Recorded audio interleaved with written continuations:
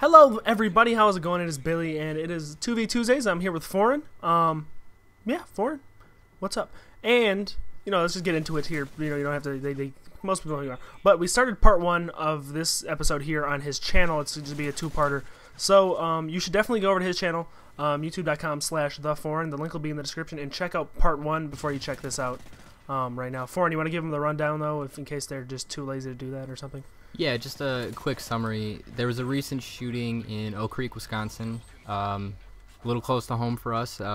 For me, it's 30 minutes away. For you, it's probably 45. But, yeah, we kind of just gave a little rundown on that. I'm not going to explain it here so that you actually go over and listen. Ideally, that's what you would do. Yes. But yeah, so in this whole situation,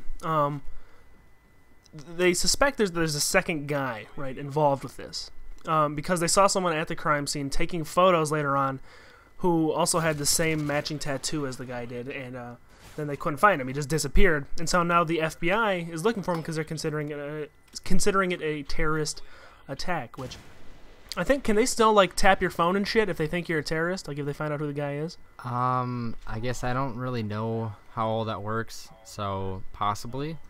I mean, I guess whatever it takes to stop someone. Yeah, because I know, like, you can't just automatically arrest someone because they were taking pictures somewhere, or because they knew somebody. Because, like I've mentioned before, you can't, for instance, if someone that was in the KKK killed somebody, killed some immigrant or a black man or whoever the KKK does things to, or if they do anything anymore, I don't know. I'm not up to date on my KKK news. Dude, they just have cookouts. Yeah, the Klan cookout. Okay, enough of that. Too happy.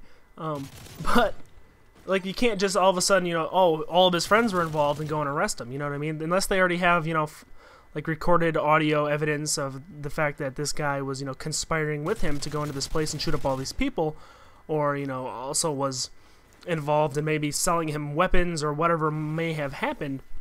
They can't really do anything about it. They need proof. You can't just send someone to prison or whatever you're going to do without proof, which I think might be a little bit different if they charge you as a terrorist, because they don't really need that evidence, because they can do whatever they want if you're a terrorist, or at least that's how it was for a while. I don't know if they can still do that. Yeah, I mean, I guess the closest thing to like a shooting that we've had for a terrorist attack, down in Fort Hood, I think he was Muslim, shot up the military base. They didn't consider it a terrorist attack just because they didn't want the FBI getting into it, but just ignorant, stupid people out there everywhere. Yeah, it's like I said in part 1, like, the fact that somebody would just do this based completely on how somebody looks is completely ridiculous. At least the thing where the guy went into a military base, he knew that they were part of the military, which it doesn't justify it by any stretch of the imagination. The guy is still a piece of shit, and nobody should have to go to the grounds of killing somebody based on religion, because that kind of doesn't coincide with what religion in most matters means. Most religions say don't fucking kill people. But these guys on their religious jihads or whatever are just ridiculous. And this guy in America, the guy over in Oak Creek who shot up a bunch of people who weren't even Muslims, who aren't terrorists, who have no terrorist affiliations, would do this. And it's just, I don't know.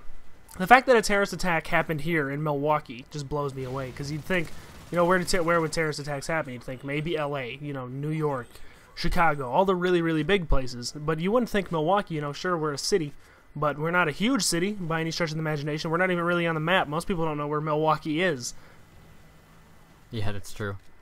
But I guess one of the biggest things that actually happened with this, so there was a total of 7 people that died, one of which was the gunman. I think the rest of them were actually women and children. But there was a guy for sure that got shot because his son watched him get shot multiple times. Okay. But I also know that a police officer was actually shot multiple times.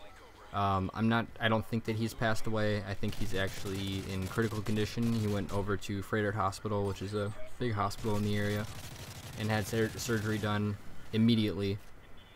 But like, it's a terrible thing when people die, but like, it really impacts a community when an officer gets injured or gets hurt or dies. Like, I lived in Tampa when there was a big shooting where I think it was 2 police officers died, and everybody knew what happened. Everybody knew these police officers on personal levels, you know, just that what they did. So it impacts the people around it pretty drastically. No doubt. Well, that's about all we got time for. I'd like to, just say my heart really goes out to the people affected by this.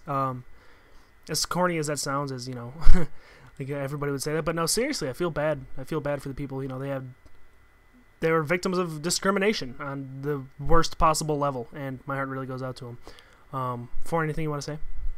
Yeah, I mean, my heart goes out to them too. I mean, it's a terrible thing to have happen, and sorry for this sad 2v Tuesdays, guys. Yeah. Yep. See you guys later. Bye.